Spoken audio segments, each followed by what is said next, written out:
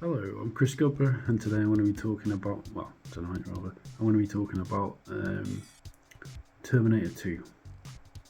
And I'm going to try and talk about this film from my own personal memories of it, as well as just obviously some details about the film.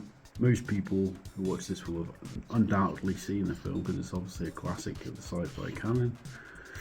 And, increasingly it plays on our contemporary fears around artificial intelligence, which are obviously, only as the technology advances, there is of course a potential risk of it, um, going that way. I suppose, as small as that risk might be, we don't know how big or realistic it is, or how realistic the depiction of actual machines that are thinking beings actually going to that extreme. Anyway, all that preface out of the way, onwards with the video. So the first time I actually saw Terminator 2, I was around my friend's house, Paul Frape. He was although I've not spoken to him for many years, but he was always a very nerdy person, and I was also a nerd. So sometimes we'd just play a lot of games up in his attic. We were very into computers, playing games in general. But I remember watching part of Terminator 2 firstly around his house, and I remember just the opening scenes of Terminator 2 just shaking me to the core. Like, I found it, the opening sequence, which I'll play now, where it's the war sequence in Terminator 2 where the machines are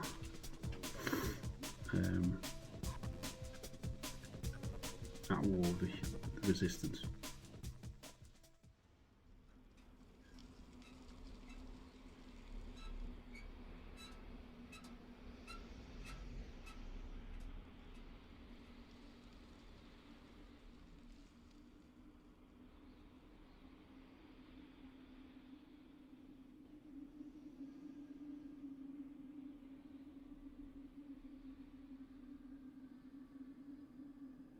3 billion human lives ended on August 29th, 1997. The survivors of the nuclear fire called the war Judgment Day. They lived only to face a new nightmare, the war against the machines.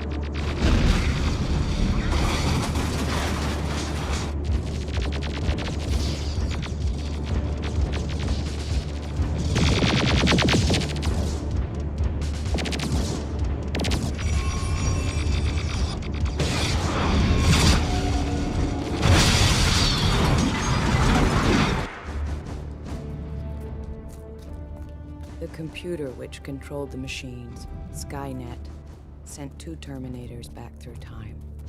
Their mission, to destroy the leader of the human resistance, John Connor, my son. The first Terminator was programmed to strike at me in the year 1984, before John was born. It failed. The second was set to strike at John himself when he was still a child. As before, the Resistance was able to send a lone warrior, a protector for John. It was just a question of which one of them would reach him first. get introduced to the character of John Connor. Now, anybody who's seen Terminator 2 will know the story, of course. So I'm not going to talk about that too much. The visual style is stark. It's obviously as it's exploring such a just our worst fear, really, of complete annihilation, right?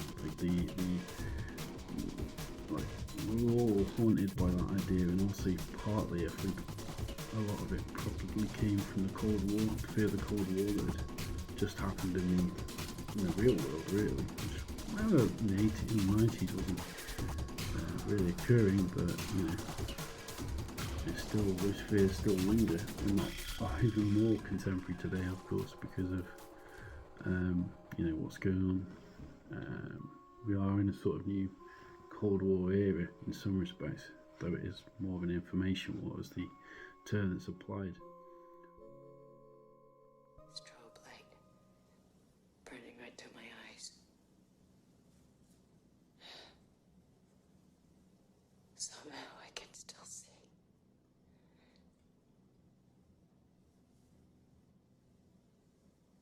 Look. We know the dream's the same every night. Why do I have to go? Please continue. Children look like burnt paper. Black. Not moving. And then the blast wave hits them.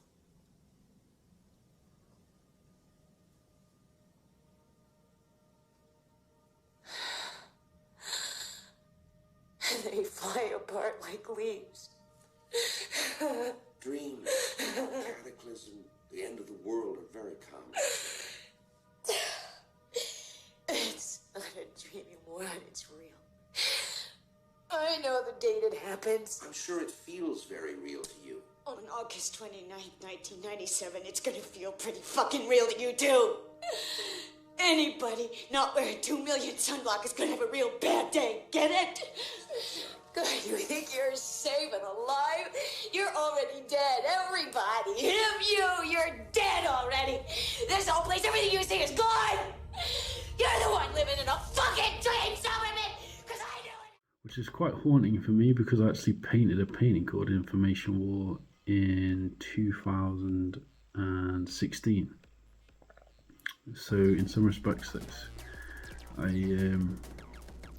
find it quite, that's coincidental, obviously, but I suppose, that is a thing that happened. I wasn't sure a picture of that, but I'm not a soothsayer, I'm not claiming that, I'm just putting that in as an incidental detail. So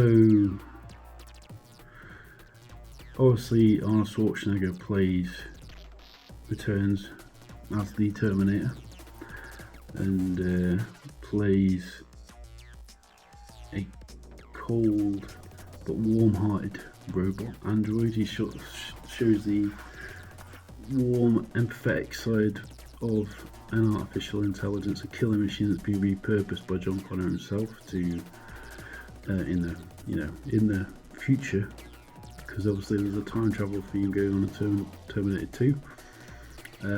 Now, obviously, if you've seen the film, everybody knows that, but that was a very interesting concept at the time, and obviously time travel is this timeless subject for science fiction from H.G. Wells onwards, of course.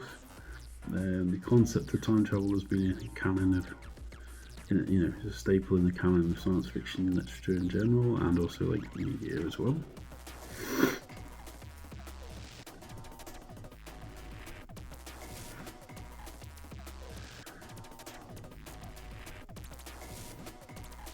Obviously Sarah Connor is played by Linda Hamilton, is there's a sequence where they go into the mental health hospital because she's considered just mentally ill because she has these ideas around machines are going to, destroy the world. And I mean, you could tie this in with, like, obviously there is, in real life there is, a sort of parallel you could draw with someone like Ted Kaczynski, for example, who the Unabomber, who was a schizophrenic man who used to bomb universities and was very paranoid about technology. Now, I'm not going to go too far into that because I've not even read his work. I'm not particularly going to be a fan of that, to be honest, but obviously, but yeah. Where's my train of thought of it?